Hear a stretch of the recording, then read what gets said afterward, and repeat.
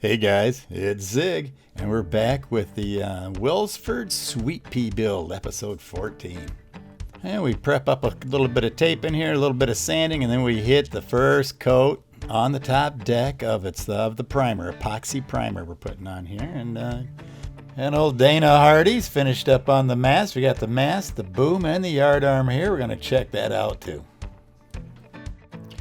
First step is a whole lot of sanding blocks here, 100 grit sanding blocks, and we had to get all the wood smoothed up and ready for the paint.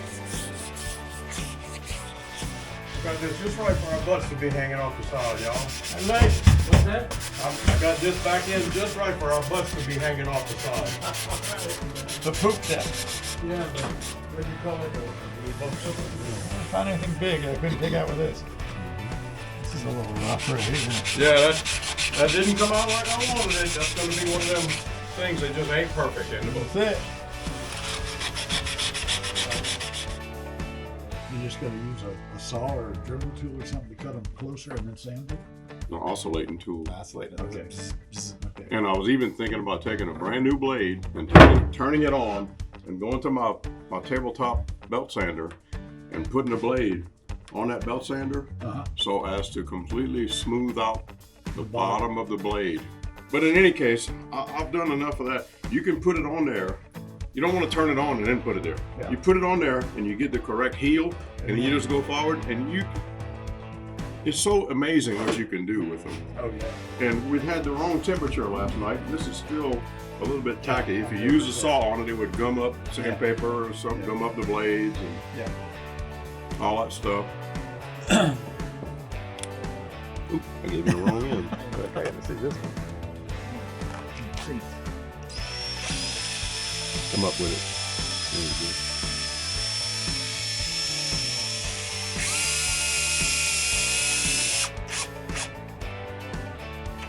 How about that? That's pretty cool. Pretty sweet. So what that's for, I'm gonna have a line that's gonna come up and go through it to catch the yard on the topsail. So it'll be pulling the topsail right to the center of the very top of the mast. Yeah. When you paint epoxy on stuff, it winds up dripping and making a mess, but it'll be sanded and then varnished. And I saw a picture of somebody that had this type setup, kind of, and they painted the mast white, but of course left the oak bright finish. So I'll go down to like right here with the white paint and have this bright finished. That'll look nice. There's my homemade gooseneck. Jumped from the scrap yard.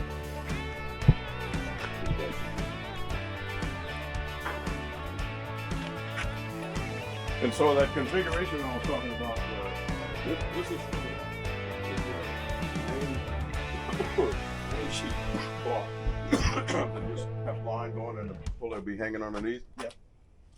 And the clue for the reef point, there's only one reef in that sail that I have, is about 16 inches forward. Yep. And I was told yesterday by the expert that came seeing me, Yep. you really want, this thing in the back is called a comb, what I was describing to you, where the lines go down to the different clues. Yeah. And you want that to be about 5 or 6 inches beyond where the clue is, so it doesn't just pull it straight down, because if you pull it straight down, it won't be tight, it won't be back a little bit. So I'll drill a hole through here, and we'll probably just put a knot and go up through the reefing clue and back through another hole, and then run that forward and have a cleat up there. So when we get ready to reef, all we gotta do is haul in on that line, and it'll pull it down. Then you drop, if your reef is 3 feet high, you drop 3 feet sheet down, and then you just haul in on that slab, and it'll pick the boom right back up. Lift it up from this side. Oh yeah. Go down to the other end, or are you going to go well to it? Oh yeah. You're about where you're gonna be when you stand in the cockpit of the boat. You won't be way in the back. Right. You'll be about right here. Yep. Okay, so mast, boom, yard, right? Yes, sir. Okay. And then here are the pieces of ash that I sliced and laminated yesterday. What are they for? That's why they make these feet come off. Yeah. So you can disconnect. You can undo all the clamps.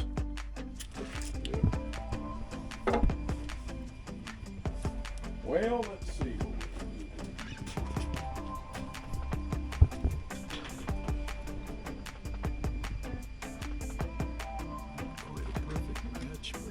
Close enough. Stick these up there.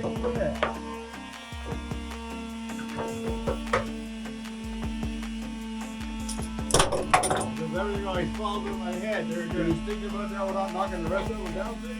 Trying to figure out where to put it so I wouldn't hit it with my head.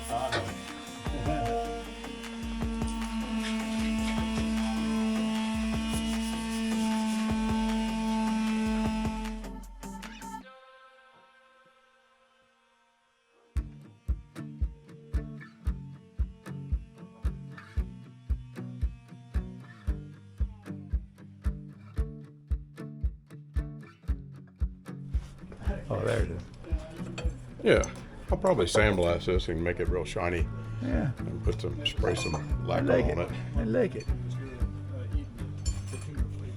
And the next step was taping off the bright work. We don't want to get the primer paint on like the rub rails here. We're going to keep that a natural wood finish and a few of the odds and ends up on the bow there. And once we get under that, then we get to the fun part and get to mix up some paint.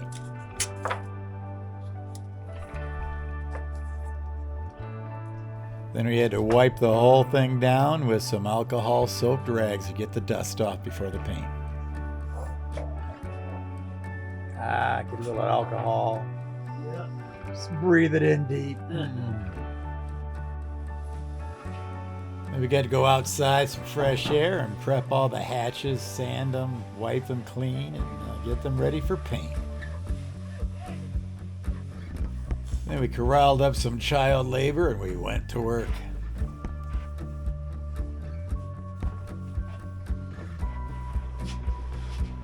Ziggy, when you do your YouTube, just put me on it and tag me, and you'll get about 100,000 more likes. All right. You heard him. Everything on this front combing? Yep. Okay.